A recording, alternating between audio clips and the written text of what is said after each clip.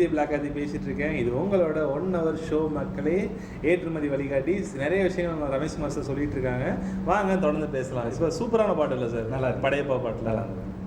நீங்கள் எப்போ சார் இந்த படம் பார்த்தீங்க? அனுபவம் இருக்கா உங்களுக்கு? தேட்டருக்கு போய் படம் பார்த்த அனுபவம் ஏதாச்சும்? தியேட்டரில் பார்த்து டிவியில் இந்த படத்தை பார்த்துருக்கேன். ஓகே, நல்லா இருக்குது. ரஜினி சாரோட ஸ்டைலு, அந்த டான்ஸு, ஓகே சார், எல்லாமே நல்லா இருக்குங்க சார். சூப்பராக இருக்கும். அல்டிமேட். ஏன்னா சூப்பர் ஸ்டார்னே ஸ்டைலு தான் இல்லை சார்? நீங்கள் அது எந்த ஏஜில் பார்த்து ஞாபகம் இருக்கா சார் உங்களுக்கு படையப்பா? ஃபஸ்ட் டைம் டிவிலையோ இல்லை தேட்டர்லையோ? ஃபஸ்ட் டைம் இங்கே டிவியில் பார்த்தேங்க சார். Okay sir. டிவியில் ரிலேஷனோட திருப்பூரில் பார்த்தேங்க. Okay sir. நல்லா இருந்துச்சுங்க சார். ரொம்ப சின்ன வயசில் இல்லைங்களா? நல்லா இருந்துச்சுங்க சார். பார்த்துக்கோங்க சார். ரஜினி சாரோட ஸ்டைலுமே கமல் சாரோட நடிப்புமே ரொம்ப பிடிக்குங்க சார். ஓ சூப்பர் சார். ஸோ பார்த்துக்கோங்க, தலைவர் ஆண்டவர் 2 பேருமே ரொம்ப பிடிக்குமாமா. அடைமொழியோட சொல்கிறத விட ரஜினி கமான்னு சொன்னால் தான் அவருக்கு பிடிக்கும் அப்படின்னு சொல்லலாம். ஸோ இன்னும் நிறைய கொஸ்டின்ஸ் காத்துக்கிட்டு இருக்கோம். நிறைய விஷயங்கள் கேட்கலாம். சார்ட்டு அதுக்கான பதில்களும் சொல்லிட்டு இருக்காங்க. வாங்க தொடர்ந்து ஷோக்குள்ளே போகலாம். ஓகே சார், இப்போ வந்து மரத்தால் செய்யப்பட்ட கைவினை பொருட்கள்லாம் இருக்குல்ல சார், அதை எப்படி சார் ஏற்றுமதி பண்ணலாம்? அதை பற்றின எக்ஸ்போர்ட் பண்ணுறதுக்கான வழிமுறைகளை பற்றி சொல்லுங்கள் சார். வுட்வேர்ஸ், மரத்தால் செய்யப்பட்ட கைவினைப் பொருட்கள் ஏற்றுமதி செய்யப்படுகின்றன. மரத்தால் செய்யப்பட்ட கைவினைப் பொருட்கள் ஹேண்டிகிராஃப்ட்ஸ். மரத்தால் செய்யப்பட்ட கைவினைப் பொருட்கள் மற்றும் பொருட்களை பற்றிய விவரங்களை இப்போது பார்க்கலாம். மரத்தால் செய்யப்பட்ட பொம்மைகள், மரத்தால் செய்யப்பட்ட பலகைகள், புகைப்படச் சட்டகங்கள், கரண்டிகள், கிண்ணங்கள், மரத்தால் செய்யப்பட்ட தட்டுகள், மிரர் பிரேம்கள், மரத்தால் செய்யப்பட்ட ஸ்டூல்கள், மேஜைகள், நாற்காலிகள், மரத்தால் செய்யப்பட்ட கட்டில்கள், டைனிங் டேபிள்கள், ஊஞ்சல்கள், மரத்தால் செய்யப்பட்ட கதவுகள், மரத்தால் செய்யப்பட்ட ஜன்னல்கள் ஆகிய பொருட்கள் சிறந்த முறையில் ஏற்றுமதி செய்யப்படுகின்றன. இந்த வுட்வேர்ஸ், மரத்தால் செய்யப்பட்ட கைவினைப் பொருட்கள் Japan, England, France, Canada, Switzerland, Netherlands, Denmark, Spain, Brazil, Malaysia, Singapore, Sri Lanka ஆகிய நாடுகளுக்கு சிறந்த முறையில் ஏற்றுமதி செய்யப்படுகின்றன. இது ஹேண்டிகிராஃப்ட்ஸ் ப்ராடக்ட். ஒவ்வொரு ஆண்டும் ஹேண்டிகிராஃப்ட்ஸ் ஏற்றுமதி அதிகரித்து கொண்டே வருகிறது. புதிதாக ஏற்றுமதி தொழில் செய்பவர்கள் ஹேண்டிகிராஃப்ட்ஸ் கைவினைப் பொருட்களையும் தேர்ந்தெடுத்து ஏற்றுமதி செய்யலாம். இது கைவினைப் பொருட்கள் நல்ல லாபம் தரக்கூடிய எக்ஸ்போர்ட் ப்ராடக்ட். ஸோ சூப்பரில். ஸோ பார்த்துக்கோங்க, மரத்தால் செய்யப்பட்ட விஷயங்கள் கூட நிறைய விஷயங்கள் இருக்குது. இனிமேல் யாராச்சும் நம்ம மரம் மண்டெல்லாம் கேட்க மாட்டாங்க, ஏன்னா மரத்துக்கு கூட ஒரு வேல்யூ இருக்குங்கிற மாதிரி சொல்லலாம். ஸோ வந்து அடுத்த கொஸ்டின் என்னென்னா சார், மசாலா பவுடர் ஏற்றுமதி எப்படி சார் செய்யலாம்? ஏன்னா இந்த டைமில் மசாலா பவுடர் தேவைப்படாது, பட் இருந்தாலும் அதை பற்றி நான் சொல்லுங்கள் சார். ஆனால் ஒவ்வொரு ஆண்டும் ஒவ்வொரு சீசனிலும் ஒவ்வொரு காலநிலையிலும் மசாலா பவுடர் ஏற்றுமதி சிறப்பான நடைபெற்று கொண்டு வருகிறது சார். இதை பற்றி இப்போது பார்க்கலாம். Okay sir. இந்தியாவிலிருந்து ஸ்பைசஸ் ப்ராடக்ட், மசாலா பொருட்கள், கறி மசாலா, மட்டன் மசாலா, சிக்கன் மசாலா, மீன் மசாலா ஆகிய மசாலா வகைகள் சிறந்த முறையில் ஏற்றுமதி செய்யப்படுகின்றன. இந்தியாவிலிருந்து 2024-25 ஆண்டில் masala powder Malaysia, Singapore, Sri Lanka, Australia, German, France, Canada, Italy, Netherlands, Spain, Brazil, Denmark ஆகிய நாடுகளுக்கு சிறந்த முறையில் ஏற்றுமதி செய்யப்படுகின்றன. மசாலா பவுடர் அழகாக பேக்கிங் செய்ய வேண்டும். ஏற்றுமதி தொழிலில் பேக்கிங் மிகவும் முக்கியமானது. பேக்கிங் அழகாக இருந்தால் அது வெளிநாடுகளில் உள்ள மக்களை எளிதில் கவரும்.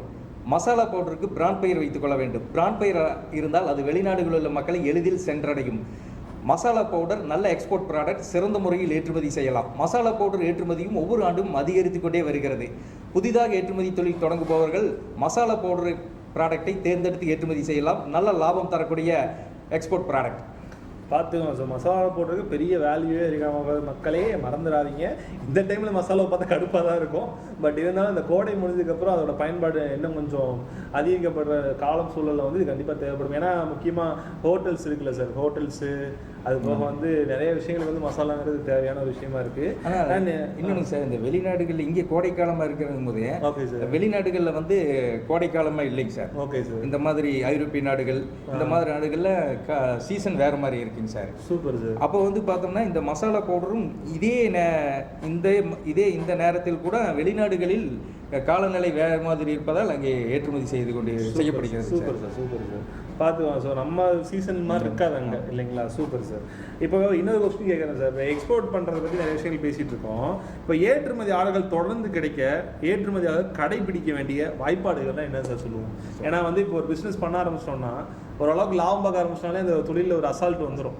அப்போ வந்து என்ன ஆகும்னா வருமானம் கம்மியாகும். வருமானம் கம்மியாகும், மறுபடியும் வருமானத்தை அதிகப்படுத்துறதுன்னு சொல்லி ஒரு குழப்பத்துக்குள்ளே போய் ஒரு டிப்ரெஷன், இது இப்படி சொல்லுவாங்கல்ல டிப்ரெஷன் அப்படிங்கிற மாதிரி நிறைய வந்துடும். ஸோ அப்போ இருக்கப்போ வந்து அதை எப்படி சார் கரெக்டாக கொண்டு போகலாம், அதை பற்றின விஷயங்கள் சொல்லுங்கள் சார். இறக்குமதியாளரிடமிருந்து ஏற்றுமதியாளர்களுக்கு ஏற்றுமதி ஆர்டர் தொடர்ந்து கிடைக்க ஏற்றுமதியாளர் கடைபிடிக்க வேண்டிய வாய்ப்பாடுகள் ஃபார்முலாஸ் என்று 6 ஃபார்முலாஸ் 6 வாய்ப்பாடுகளை கோரலாம். இப்போ இந்த 6 வாய்ப்பாடுகள் 6 ஃபார்முலாஸ் பற்றி இப்போது பார்க்கலாம். ரெஸ்பெக்ட் அண்ட் குயிக் ரிப்ளை, அதாவது இறக்குமதியாளர் ஏற்றுமதியாளருக்கு இமெயில் அல்லது வாட்ஸ்அப் மூலம் என்கொயரி செய்கிறார். அப்போது இறக்குமதியாளர் சாம்பிள் கேட்டாலோ விலைப்பட்டியல் கேட்டாலோ உடனே குயிக் ரிப்ளை, உடனே ஏற்றுமதியாளர் அதற்கு சாம்பிள் கேட்டால் சாம்பிள் அனுப்ப வேண்டும், விலைப்பட்டியல் கேட்டால் விலைப்பட்டியல் அனுப்ப வேண்டும். உதாரணமாக சில நாடுகளில், இந்தியாவில் இரவு நேரமாக இருக்கும் பொழுது சில ஐரோப்பிய நாடுகளில் பகல் நேரமாக இருக்கும். இறக்குமதியாளர் அவர் நாட்டில் பகல் நேரமாக இருக்கும் பொழுது ஏற்றுமதியாளருக்கு இமெயில் அல்லது வாட்ஸ்அப் மூலம் சாம்பிள் விலைப்பட்டியல் கேட்கிறார். ஏற்றுமதியாளருக்கு இந்தியா நேரப்படி பகல் நேரமானவளும் உடனே பதில் அனுப்ப வேண்டும். இதைத்தான் குயிக் ரிப்ளை என்று சொல்கிறோம். ரெஸ்பெக்ட் ரிப்ளை என்பது ஏற்றுமதியாளர் இறக்குமதியாளருக்கு அனுப்ப வேண்டிய இன்ட்ரடக்ஷன் லெட்டர், முதல் அறிமுக கடிதம் இமெயில் அல்லது வாட்ஸ்அப்பில் அனுப்பும் பொழுது டியர் சார் மேடம் என்ற வார்த்தைகளை பயன்படுத்தி, ரெஸ்பெக்ட் வார்த்தைகளை பயன்படுத்தி அனுப்ப வேண்டும். இரண்டாவது formula export work. Export work என்பது ஏற்றுமதி சம்பந்தமான வேலைகள், அதாவது இறக்குமதியாளருக்கு அனுப்ப வேண்டிய பதில்கள், சாம்பிள் அனுப்புவது, விலைப்பட்டியல் அனுப்புவது, ஏற்றுமதி சம்பந்தமான வேலைகளை தொடர்ச்சியாக செய்ய வேண்டும். ஏற்றுமதியாளர் வேலைக்கு சென்று வந்தால் கூட மாலை நேரத்தில் 2 மணி நேரம் இதற்கென்று ஒதுக்கி தொடர்ச்சியாக செய்ய வேண்டும். ஞாயிற்றுக்கிழமைகளில் அதிகமாக ஒரு 3 மணி நேரம் ஏற்றுமதி வேலைகளுக்கு ஒதுக்கி செய்ய வேண்டும், தொடர்ச்சியாக செய்ய வேண்டும்.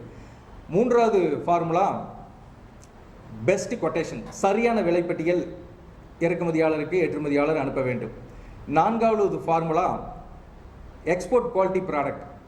இறக்குமதியாளர் கேட்கும் தரம் நம்பர் 1 தரம் எக்ஸ்போர்ட் தரத்தில் தான் கேட்பார். உதாரணம், எந்த பொருளாக இருந்தாலும், அரிசியாக இருந்தாலும் சரி, முந்திரியாக இருந்தாலும் அல்லது துணியாக இருந்தாலும் முதல் தரமாக கேட்பார். அதாவது அந்த இறக்குமதியாளர் கேட்கும் எக்ஸ்போர்ட் குவாலிட்டி முதல் தரத்தில் ஏற்றுமதியாளர் அனுப்ப வேண்டும். ஐந்தாவது ஃபார்முலா டைட் பேக்கிங். ஏற்றுமதி தொழிலில் பேக்கிங் மிகவும் முக்கியமானது. எந்த பொருளாக இருந்தாலும் அட்டைப்பெட்டி பேக்கிங்கோ அல்லது மரப்பெட்டி பேக்கிங்கோ டைட் பேக்கிங்காக இருக்க வேண்டும். அப்பொழுதுதான் கப்பல் மூலமாக, விமானம் மூலமாக வெளிநாடுகளுக்கு ஏற்றுமதி செய்யும் பொழுது, இறக்குமதியாளருக்கு சென்றடையும் பொழுது பொருட்கள் பாதுகாப்பாக சென்றடையும். ஐந்தாவது ஃபார்முலா டெலிவரியின் ஏர்லி டைம். அதாவது இறக்குமதியாளர் இன்று ஏற்றுமதியாளருக்கு ஆர்டர் உறுதி செய்கிறார். இன்று மே 25ஆம் தேதி மலேசியா நாட்டில் துறைமுகத்தில் எனக்கு பொருட்கள் வந்தடைய வேண்டும் என்று சொல்கிறார். இதற்கு date of shipment and date of delivery என்று பெயர். அந்த மே 25ஆம் தேதி கேட்கிறார் என்றால் மே 20ஆம் தேதியே மலேசியா நாட்டு துறைமுகத்துக்கு சென்றடையுமாறு ஏற்றுமதியாளர் திட்டமிடல் செய்து ஏற்றுமதி செய்ய வேண்டும். இதற்கு டெலிவரியின் ஏர்லி டைம் என்று பெயர். ஏற்றுமதி தொழிலில் ஏற்றுமதி ஆர்டர்கள் தொடர்ந்து கிடைக்க இந்த 6 வாய்ப்பாடுகளை ஃபார்முலாஸை கடைபிடித்து ஏற்றுமதி செய்ய வேண்டும். தொடர்ந்து ஆர்டர்கள் கிடைக்கும், வெற்றிகரமாக ஏற்றுமதி செய்யலாம். ஸோ வந்து இவ்வளோ விஷயங்கள் இருக்குது, 6 ஃபார்முலா மாதிரி இருக்குது, அதை கரெக்டாக ஃபாலோ பண்ணால் ரெகுலராக கிடைக்கும். அதான் சார், சூப்பர் சார். இப்போ அடுத்த கொஸ்டின் என்னென்னு பார்த்தீங்கன்னா, ஏற்றுமதி செய்த பின் ஏற்றுமதியாளருக்கு கிடைக்கும் ஆவணங்கள் பற்றி விவரங்களை சொல்லுங்கள் சார்.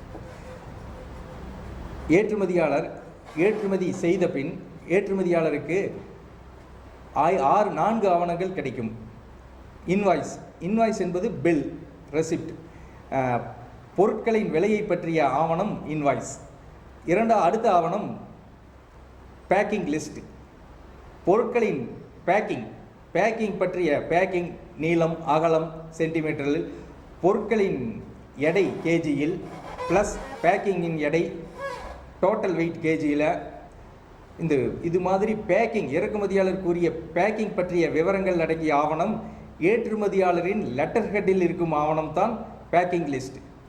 அடுத்த ஆவணம் ஷிப்பிங் பில், துறைமுகத்தில் கொடுக்கப்படும் ஆவணம். இதே காய்கறிகள், மலர்கள் ஏற்றுமதி செய்தால் விமான நிலையத்தில் கொடுக்கப்படும் ஆவணம் ஏர்வே பில். அடுத்த ஆவணம் பில் ஆஃப் லேடிங், BOL என்று பெயர். கப்பலின் பெயர், கப்பல் செல்லும் தேதி, நேரம், புறப்படும் தேதி, நேரம். உதாரணமாக சென்னை துறைமுகத்தில் புறப்படும் தேதி, நேரம். உதாரணமாக மலேசிய நாட்டின் துறைமுகத்துக்கு சென்றடையும் தேதி, நேரம். இந்த விவரங்கள் அடங்கிய ஆவணத்திற்கு பெயர் பில் ஆஃப் லேடிங். இந்த 4 ஆவணங்கள் invoice, packing list, shipping bill, bill of lading. இந்த 4 ஆவணங்களும் ஏற்றுமதி செய்த பின் ஏற்றுமதியாளருக்கு லாஜிஸ்டிக்ஸ் மூலம் ஏற்றுமதியாளருக்கு கிடைக்கக்கூடிய ஆவணங்கள். இது முக்கியமான ஆவணங்கள். இந்த ஆவணங்களை ஏற்றுமதி செய்த பின் ஏற்றுமதியாளர் இறக்குமதியாளருக்கு வங்கி மூலம் அனுப்ப வேண்டும். பின் தபால் மூலமும் கொரியர் மூலமும் அனுப்பலாம்.